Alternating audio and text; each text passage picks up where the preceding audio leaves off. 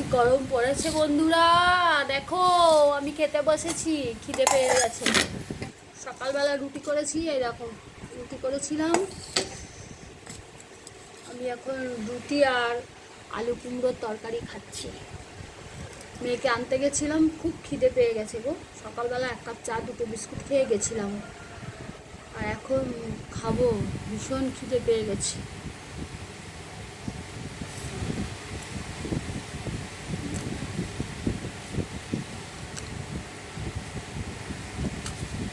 এত গরম,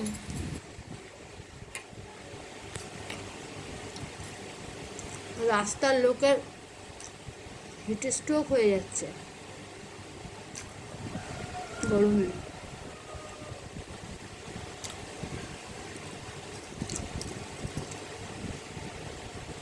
আমারই নিজেরই মেয়েকে আনতে গিয়ে খুব কষ্ট হয়ে গেছে।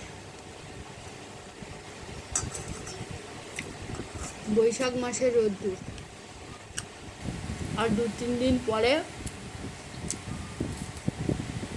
রবীন্দ্রনাথ ঠাকুরের জন্ম। ইচ্ছে আছে কিছু করার, দেখা যাক কতটা কি করতে পারি।